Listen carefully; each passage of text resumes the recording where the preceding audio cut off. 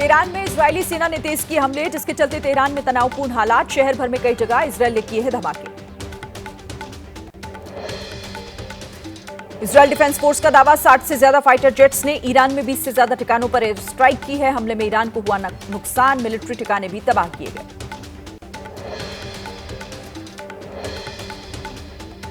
Iran ने Israel की तरफ दागी सेजिल मिसाइल, 2000 किलोमीटर बताई जाती है मिसाइल की रेंज। ईरान के निशाने पर मोसाद और इजरायल के खुफिया ठिकाने। ईरान इजरायल युद्ध पर डोनाल्ड ट्रंप का बड़ा बयान, कहा ईरान को दिया 60 दिनों तक मौका, उन्हें पहले ही कर लेनी चाहिए थी डील, अब व्हाइट हाउस में आकर मिलने की कर रहे हैं पेशकश। इजरायली सेना के प्रवक्ता का बयान, इजरायल ने बुधवार को ईरान पर 3 बार हमला किया। आईडीएफ ने तेहरान के पास यूरेनियम प्लांट और मिसाइल साइट पर हमला किया है। ईरान के खिलाफ जंग में डोनाल्ड ट्रंप का साथ मिलने पर इजरायल के पीएम नेतन्याहू ने आभार जताया। कहा इजरायल के एयर स्पेस की रक्षा के लिए अमेरिका का साथ मिलने के लिए ट्रंप का आभार। ईरान और इजरायल युद्ध के चलते ईरान की राजधानी तेहरान में दहशत का माहौल, सड़कें सुनसान, कारोबार बंद, संचार व्यवस्था ठप हुई।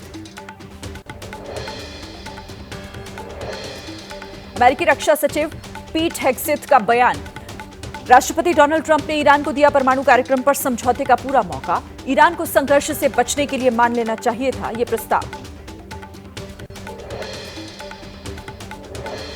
ईरान के सुप्रीम लीडर अयातुल्लाह खामेनेई बोले, किसी कीमत पर नहीं करेंगे सरेंडर। डोनाल्ड ट्रंप को दी चेतावनी, कहा अगर इजरायल के साथ जंग में अमेरिकी सेना ने दखल दिया तो बुरा होगा अंजाम।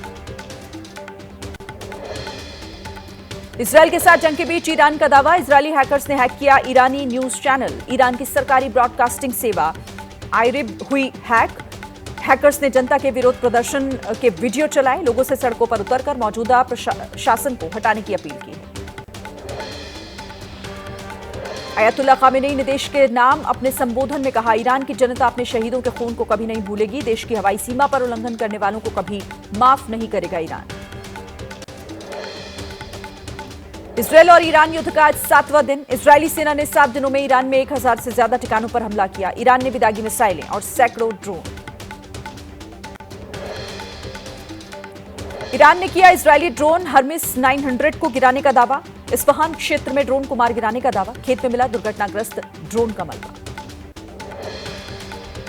इजरायल ने जारी किया ईरान की मिसाइल का वीडियो। जंगल में गिराई गई ईरान की मिसाइल का एक हिस्सा मिला। मौके पर पहुंची Israeli fire and rescue authority की टीम। इजरायल पर ईरान के जवाबी हमले जारी। तेल अवीव और उसके पास के शहरों पर नजर आए ईरान के रॉकेट। इजरायल का दावा, आसमान में ही नष्ट कर दिए गए ज्यादातर रॉकेट। ईरान के हमलों में तेल अवीव और उसके आसपास के शहरों में कई इमारतें तबाह हो गईं। ईरान के कुछ रॉकेट और ड्रोन इजरायल के एयर डिफेंस सिस्टम को भेदने में कामयाब हुए। ईरान की राजधानी तेहरान के आसमान में नजर आए आग के गोले। इजरायल से दागे गए ज्यादातर रॉकेट को ईरान के एयर डिफेंस सिस्टम ने हवा में ही नष्ट किया। मानवाधिकार समूह की रिपोर्ट में दावा, इजरायल के हमलों में ईरान में अब तक 585 लोगों की हुई मौत। मृतकों में 239 आम नागरिक शामिल।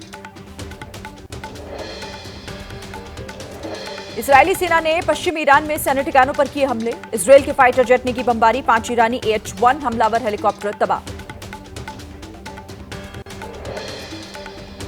ऑपरेशन सिंधु के तहत ईरान से 110 भारतीय छात्रों की वापसी। इंडिगो विमान से बीती रात दिल्ली एयरपोर्ट पर पहुंचे छात्र। ईरान से आर्मेनिया तक सड़क मार्ग और उसके बाद फ्लाइट से पहुंचे दिल्ली। विदेश राज्य मंत्री कीर्तिवर्धन सिंह ने ऑपरेशन सिंधु के तहत ईरान से वापस लाए गए 110 भारतीय छात्रों का दिल्ली में स्वागत किया। साथ ही ईरान में फंसे सभी भारतीयों को सुरक्षित लाने का आश्वासन दिया।